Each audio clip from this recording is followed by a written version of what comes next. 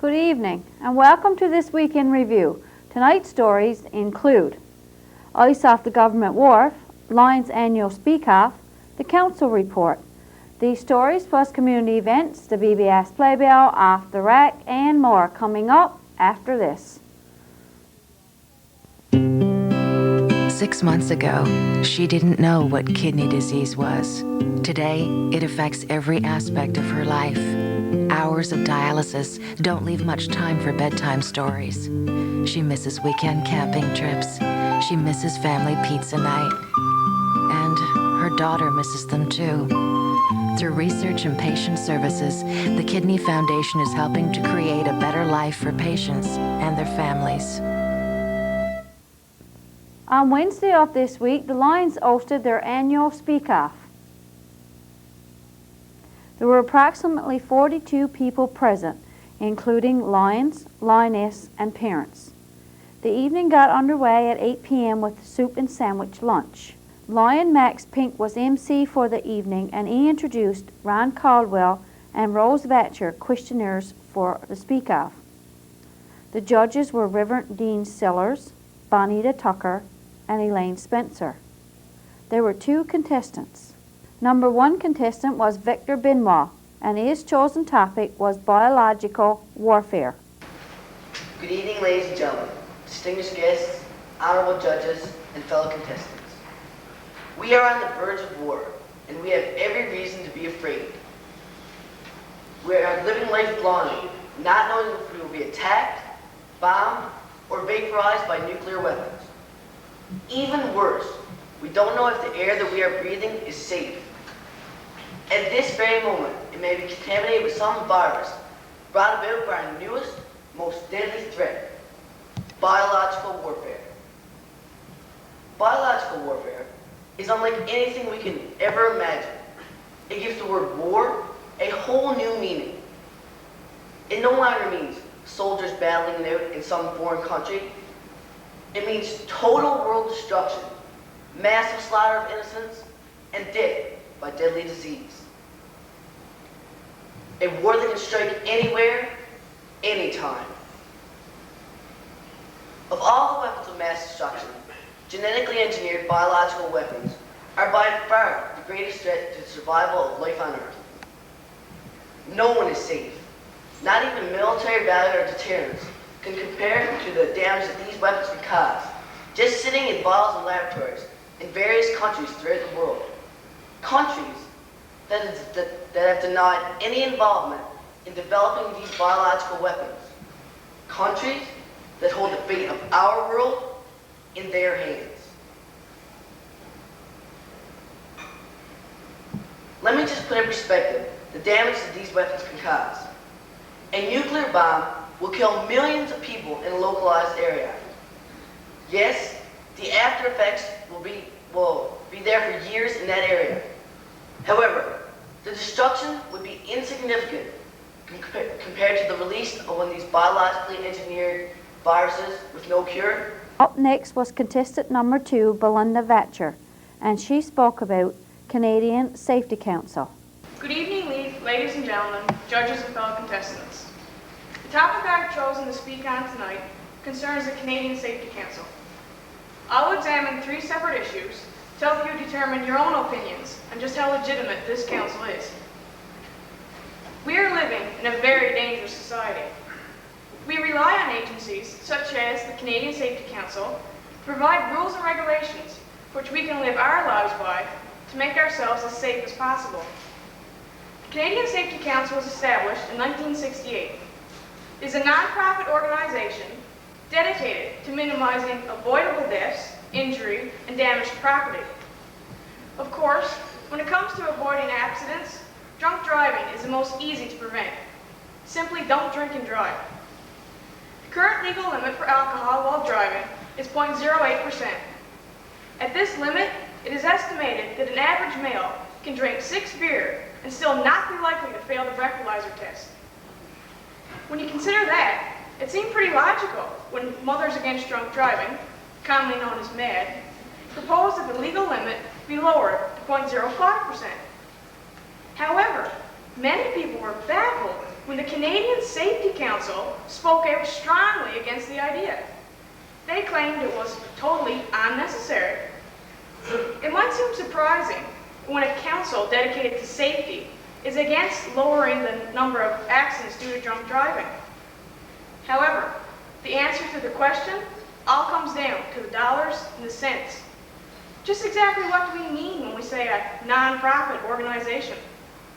In order to stay on its feet, the Canadian Safety Council accepts donations from large industries. One of the major sponsors of the Canadian Safety Council is the Brewers Association of Canada. Does this sound like a conflict of interest to you?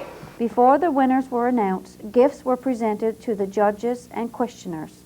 Small token of our appreciation then for the questioners and judges. We have a couple of little gifts there. Again, if you're nice, I'll take responsibility. If you're not, fine, I'll go it. So, anyway, I'll call on Mrs. Rose Vetcher, one of our questioners.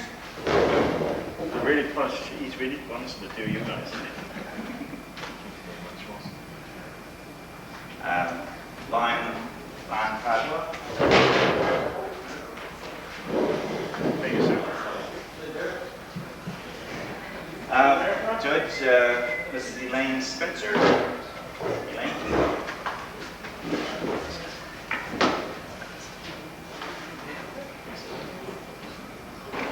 Reverend Sellers. By the way, I convinced Reverend Sellers tonight that he should be an Anglican minister. He's going to consider it.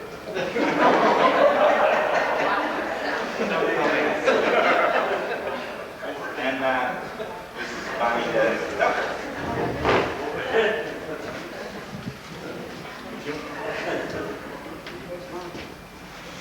The winners were announced.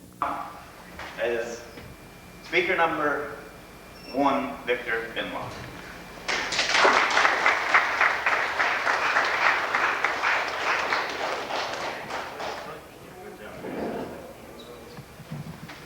And by the way, you know, seems like this is a broken record. I say it every year, but it's true. The speakers, you know, it was a very close game indeed. Well, of course, we've already settled the winners, right? And the winner, of course, speaker number 2, Linda Thatcher.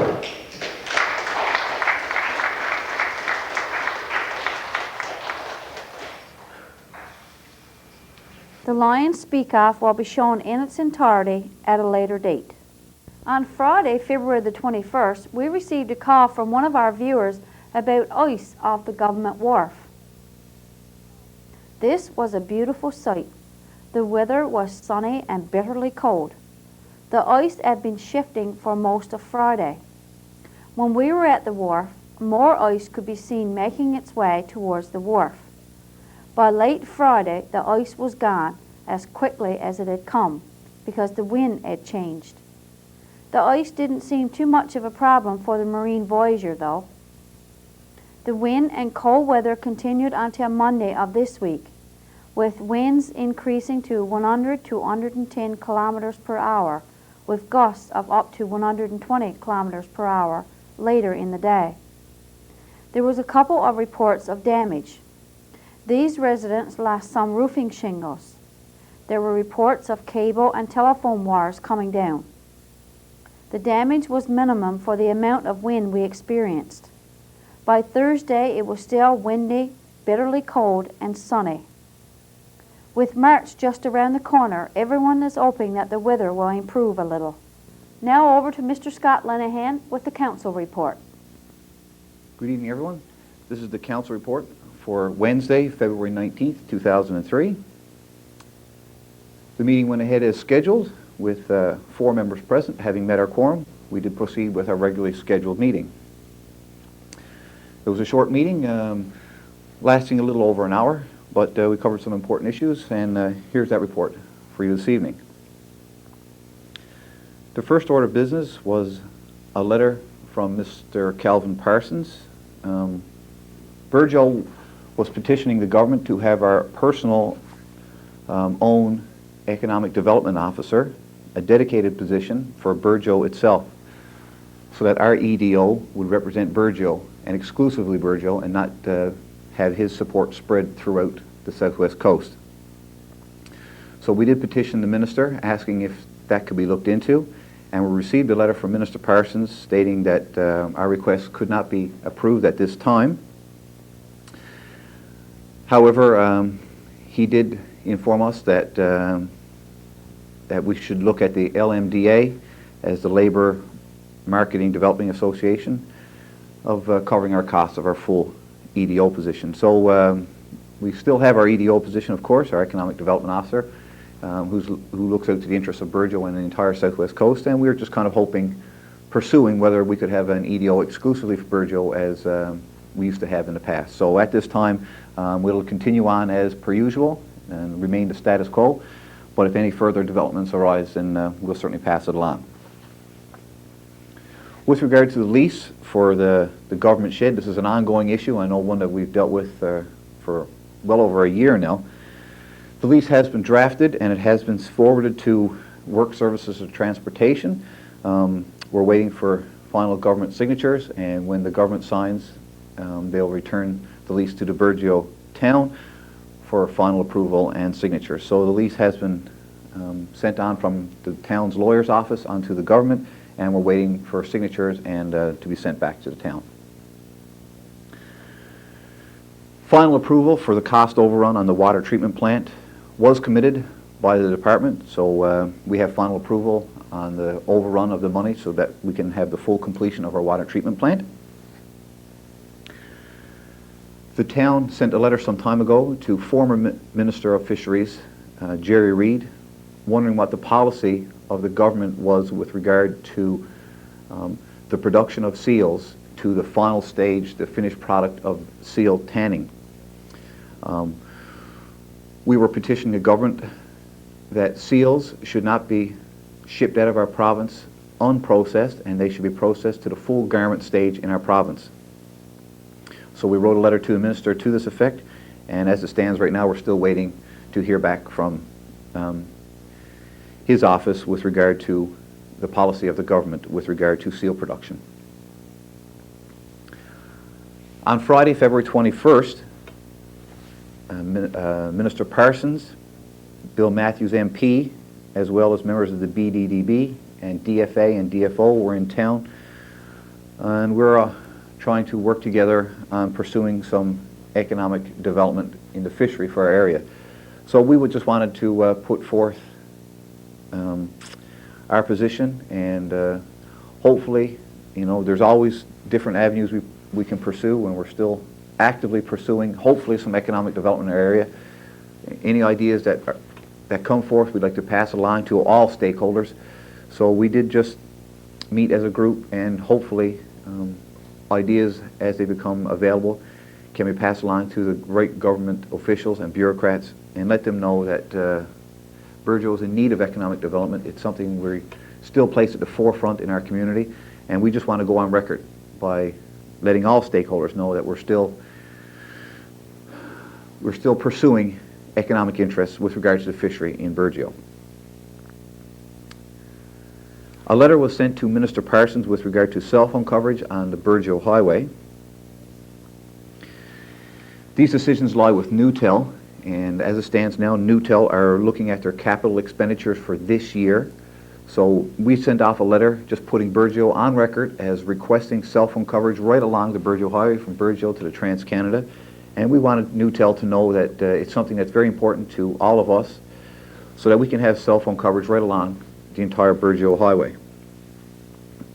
That way, when Newtel makes their final decisions with regard to budget expenditures, they know that Burgeo are out of the gate first, and to certainly keep us in mind for any capital projects they have on the table.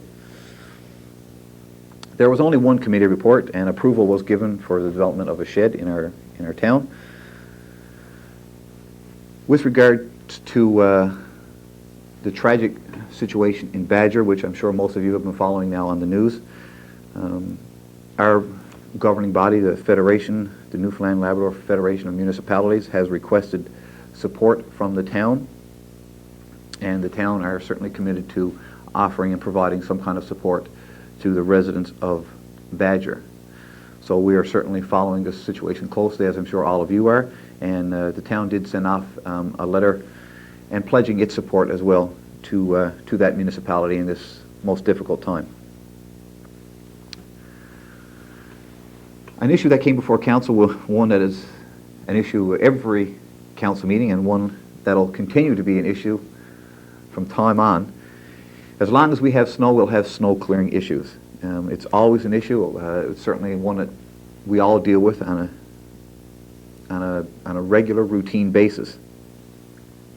A number of issues came to the council table. I know one or a couple that I've had to deal with specifically and as a council generally.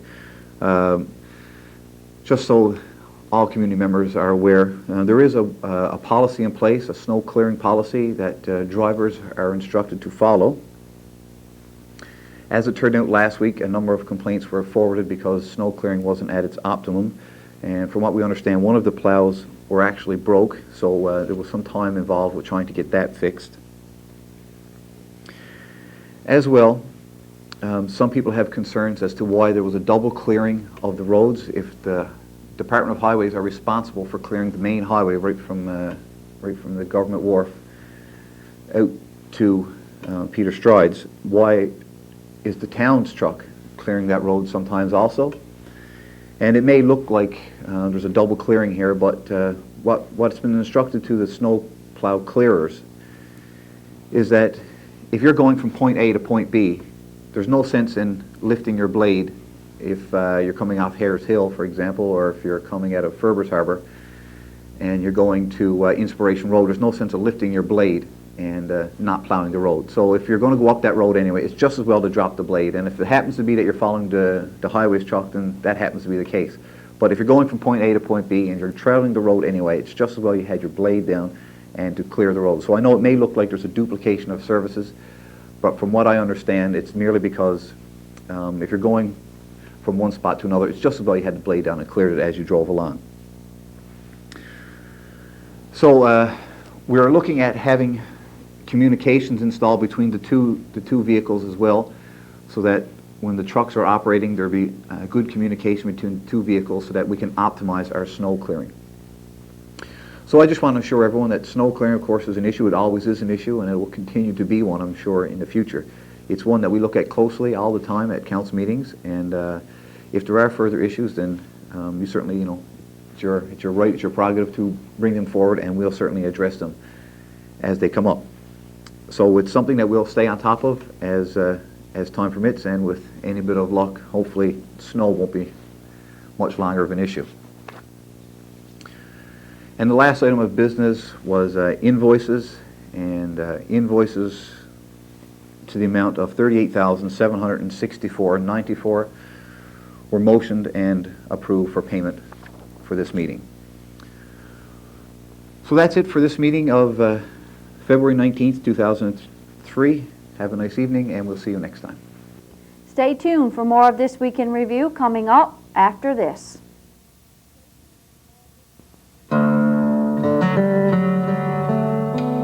They say if you want a wish to come true, never tell anyone. But there is one wish that can make the difference between life and death. And this wish can only come true if you tell someone. Please, let your family know you want to be an organ donor.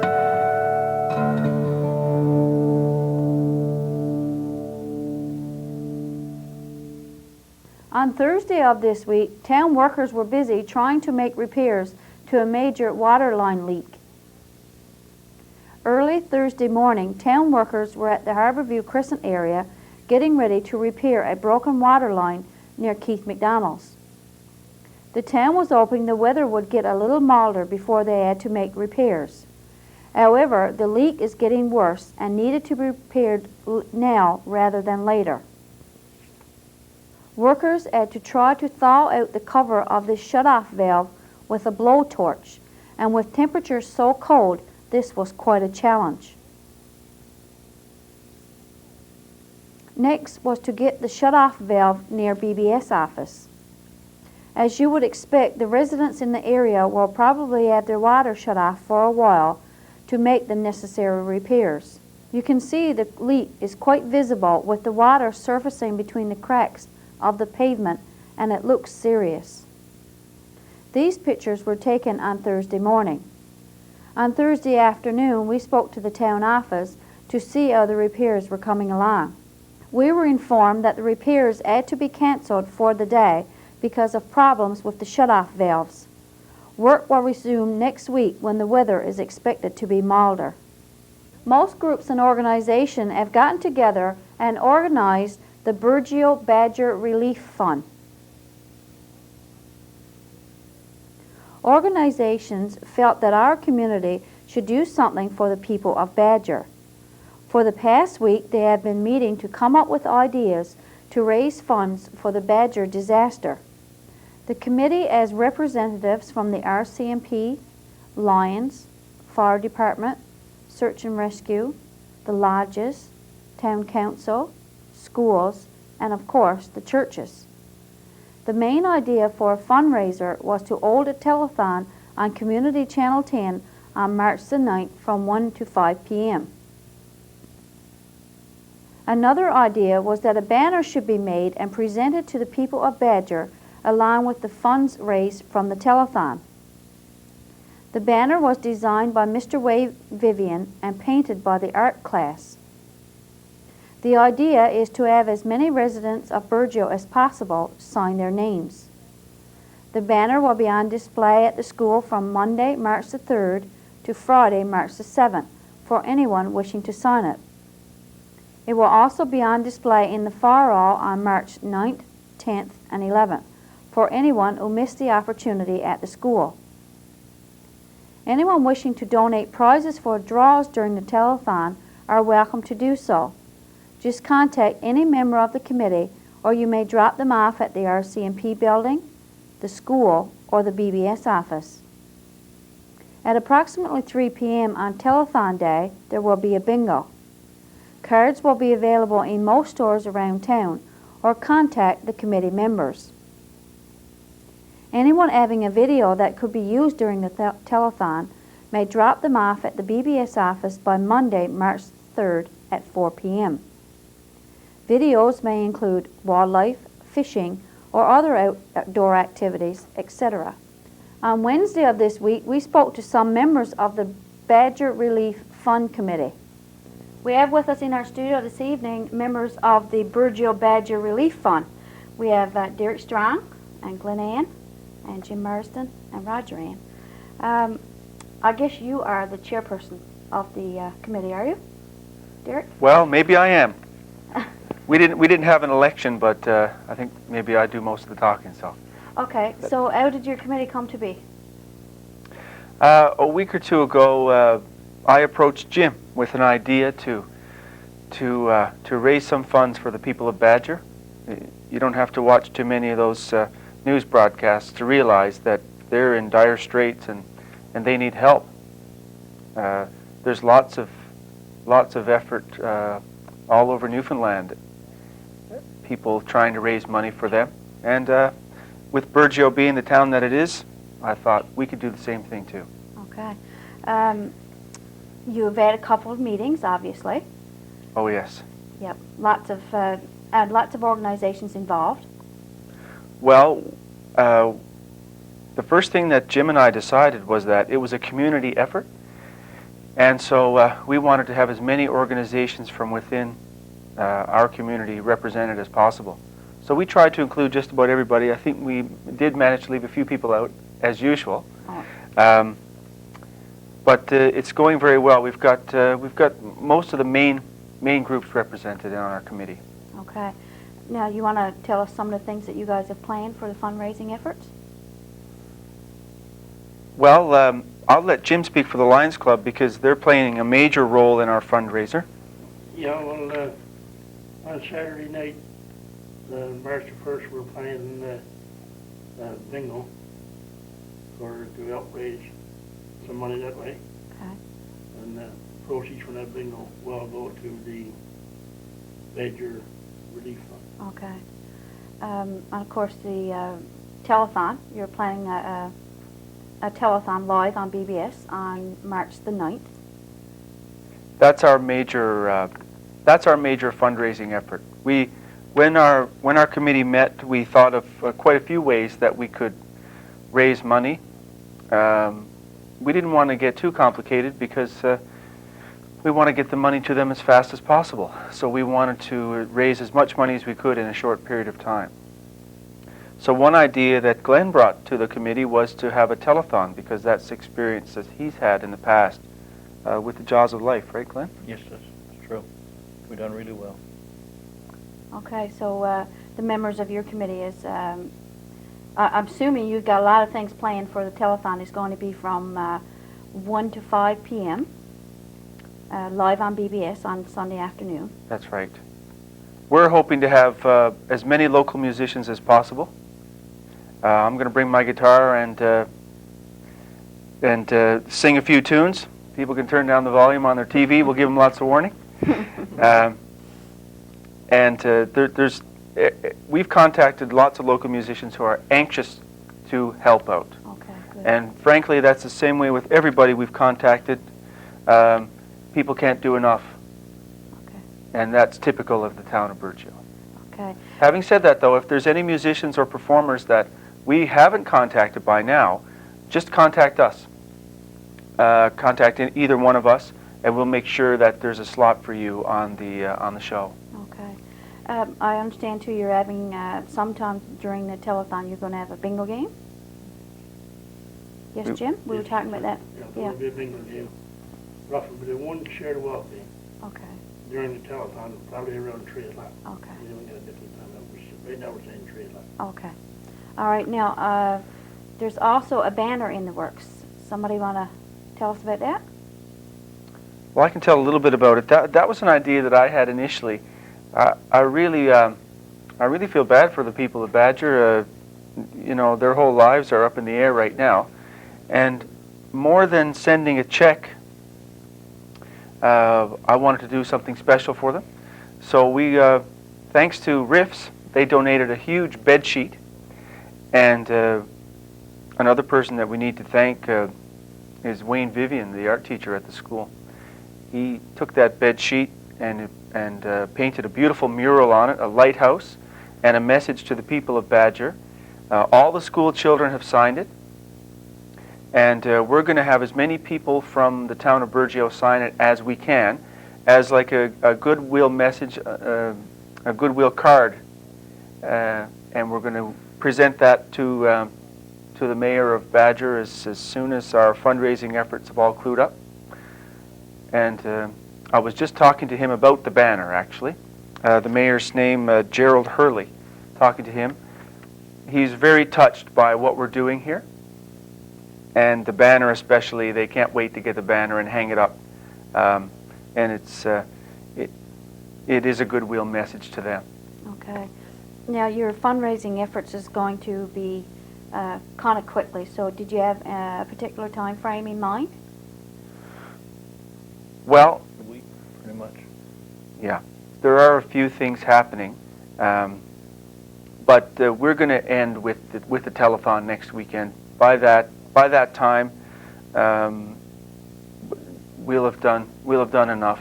Time to clue it up then, and then send them the money because they need it. Okay. Now, for the telethon, obviously you're going to need volunteers. So do you have enough on your committee to take care of that? Or say, for example, do you need other people from the community to come in to answer telephones? Because now is a good opportunity to ask for volunteers if you need them. Well, we got the lioness, and the Burnett's were going to come in and, Okay. and answer the phones. Good. Yeah. But you never know if, you know, and this is a good forum to solicit help, and the people of Burgeo being what they are, if there is anybody that wants to help in any way, some way that you can think of that we haven't thought of yet, let us know. We're open to just about anything. Oh, for sure. One idea that we're discussing is maybe you've got some footage at home of a great hunting trip or a great vacation you took or some interesting film of anything really. We could put that on the air during the telethon, something that would be of local interest. We'd love to have it and have a look at it. Try to get that into us as soon as possible. we'll check it out, and maybe we'll be able to incorporate it into the telethon. People will be interested to see. So that's some way that people can help that that someone suggested during our meeting today. Okay. As well, we would like to have a couple of prize draws during the telethon. So if anybody or any, we don't want to bug people or bug the local businesses any more than they already have been bugged. But if anybody has a prize that they'd be willing to donate, we will, any donations that come in, we'll put those names in a hat during the telethon and draw for a prize. So again, we don't want to bug people. But if there is anything that anybody has that they would like to donate, well, let us know, and we'll use that, and that'll help out too. All those things all add up and help. Okay. So I think we covered everything. We got volunteers, we got musicians. We told them time and place for the telethon. That's a good point. Jim brings up about the money. Any money we raise, we guarantee that 100% of all funds will go directly to the people of Badger. Okay, so you're not going to go through the Red Cross then? Well, what we're doing is, I spoke to the mayor of Badger about it, and I felt that it wasn't up to us to decide where the money was going. So I put it to him. I said, where would you know? I said, you're there. You know what's going on. Where would you like to see the money go? And he told me that the churches there are supporting those people morning, noon, and night through meals and accommodations, food, clothing, child care. The churches are really going overboard, doing what churches do best, I guess. So he would like to see all of our donations spread amongst the churches that are helping. So I feel that, we feel that he's the man that knows where that money needs to go. And those churches will spend every nickel in that town. So it will go directly to the residents of Badger? Directly. Yeah. Right to feeding them and clothing them and putting them up. And not only will it go directly to them, it will instantly go directly to them because they need the money. Yes. Yeah. Okay. Well, we certainly thank you guys for coming in, and we look forward to the telethon. Okay. Thank you. On Saturday, March the 1st, the Lions Club hosted a special bingo with all proceeds going to the Badger Relief Fund. Here are a few highlights.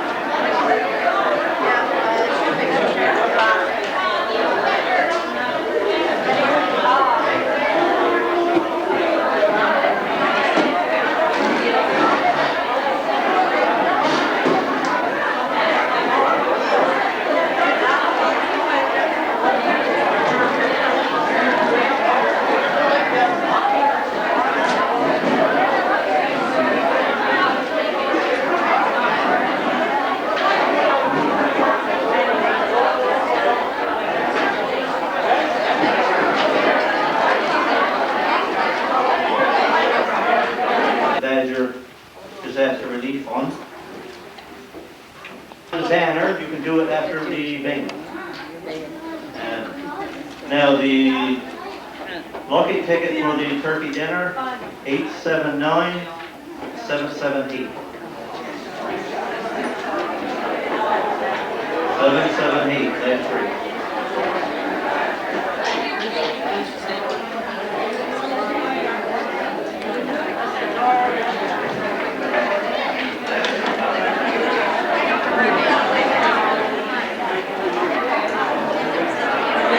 Now we'll have 5 share the well. Each share the well is $60, and we're going to have a $300 jackpot.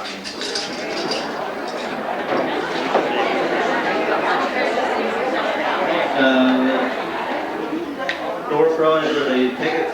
This turkey dinner was won by Lucy Sabre.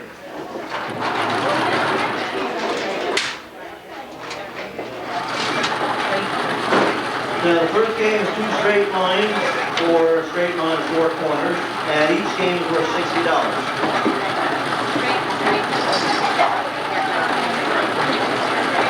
The first number, G48. G48.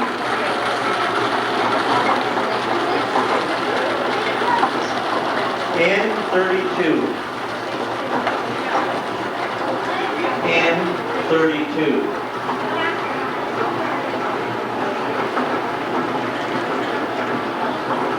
G60. G54. G54 single.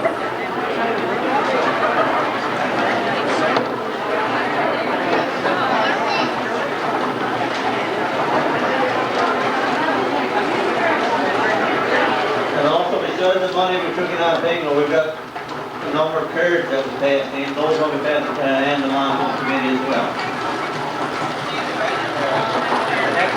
Turkey dinner donated by mine.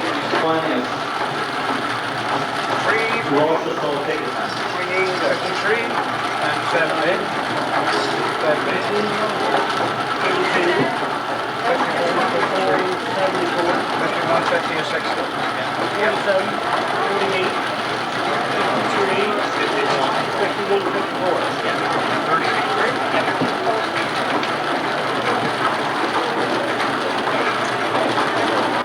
On behalf of the Birds Alliance Club, I'd like to thank all the residents of Burgeo who came out to make this event the success that it is.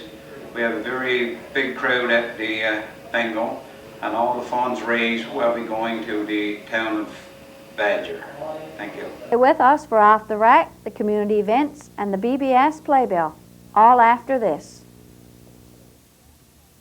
Feel the flame forever burn, teaching lessons we must learn to bring us closer to the power of the dream. Feel the flame, teach lessons we must learn to relax the power of the dream. Off the Rack. This week, as we scanned our tape rack, we came across a tape of Dick Reeves introducing a video for the Recreation Telethon. Let's look back to June the 5th, 1993. Here comes your entertainment, 886-2935. Buddy was his name, and the other fellers. This is Johnny on the spot.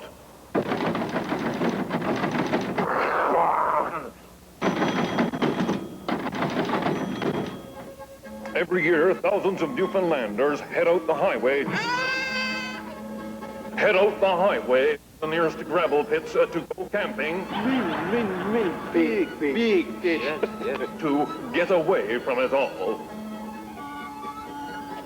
Which is why so many Newfoundlanders say, this year, forget Florida, it's the pits for me.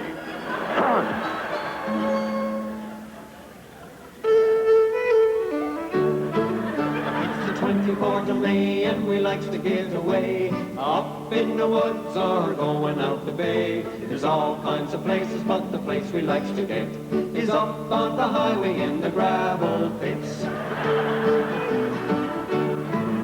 We longs to go out in the good old gravel pits. We longs to go out there when life gets smelly. We can spray and paint our names on the face on the cliff. Go up to the Irving for a Coke and chips. Chips on the camper and out of town we go. Out on the highway with everything in tow. Father's in the back seat and grandfather's drunk. The youngsters in the trailer and the wife is in the trunk. It's the 24th of May and we likes to get away, up in the woods or going out the bay. There's all kinds of places, but the place we likes to get is up on the highway in the gravel pits. John is coming over and Sue and Henry too. We polish off a bottle and a bottle in the school. We tell a few stories with an awful lot of lies.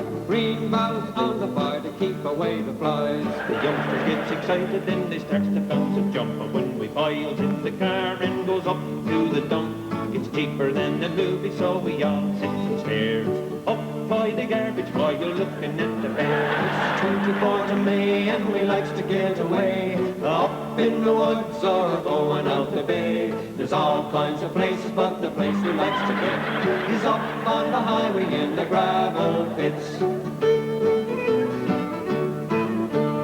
Flies a goofy flag on an old spruce pole. It drowns a few worms in the tractor mud hole. Listens to the radio, we plays it good and loud. A scoff on the Coleman stove is bound to draw a crowd. And when the weekend's over, we're headed back to town. A half inch of sloppy snow lying on the ground.